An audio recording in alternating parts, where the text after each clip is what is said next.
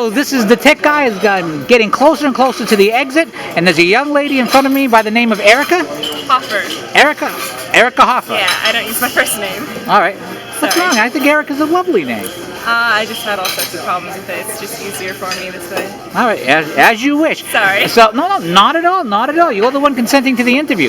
So what did you think of the Cruz speech? I thought it was fantastic, and it was really nice to hear somebody that's actually a politician who, especially like the beliefs that I have as a conservative and everything, generally don't align with a lot of politicians. So it's nice to hear some of the things that I believe spoken by people who are actually trying to become more prominent in politics. One of the things he talked about was being a conservative, a young conservative. Now you're in college at this time. Yep. This guy has to be one, and you're in college in Massachusetts, where I live. So this has to be one of the this has to be difficult to be conservative, especially publicly on campus. Yeah, it is especially because our dorm life. We live in suites, so it's kind of like an apartment style living. So there's like 6 of us, and there's 3 rooms in our little suite kind of a thing, but then there's hallways and hallways of these suites.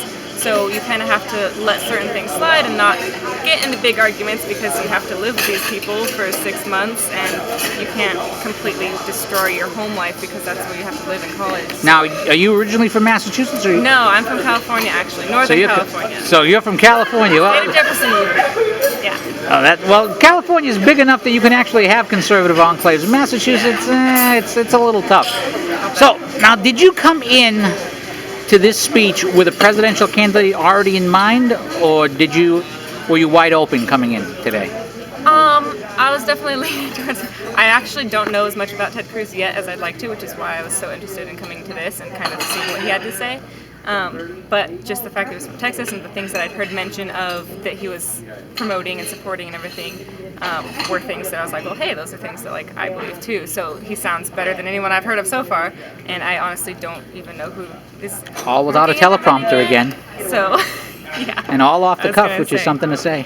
It's hard because I don't have like a good news station at college that like I know to watch, so it's really hard to like kind of keep up to date with things, especially because the news that is available is like the liberal side. Instapundit.com is what I would suggest. Of course, the techguyblog.com first, but Instapundit as well. Now, you're going to be here for the second day of the conference as well?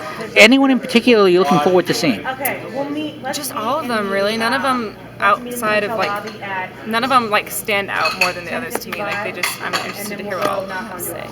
Now, you were talking with my friend Pat concerning the Second Amendment. Yeah. Now, being a young lady in college and being in favor of the Second Amendment, does that come up much, especially since you see the rape culture argument being thrown around an awful lot? It actually comes up a lot, and especially after the Ferguson stuff, then people are all about how, well, we don't even trust cops with guns. Why would we want to trust, kids with guns and things like that? So many people are afraid of them, and they just have this emotional response of like, oh no, they're dangerous and they're scary. And a lot of the kids, especially that I've met coming over here, they haven't grown up with them, so they don't know how to be safe around guns, and like they don't know gun culture, so they just fear it instead of realizing that it's a good thing and that it guarantees, our other rights and everything, and how it can protect you from these kind of situations that they're afraid of as college students, getting raped and things like that, parties, whatever. And I think it's really important that people stop just thinking about it emotionally and actually find out about them, because that's the biggest thing, is that most of the college students I've met are so strongly against them but don't actually know almost anything about them. Well, Ms. Hoffer, thank you so much for your time. Thanks, no problem. Okay.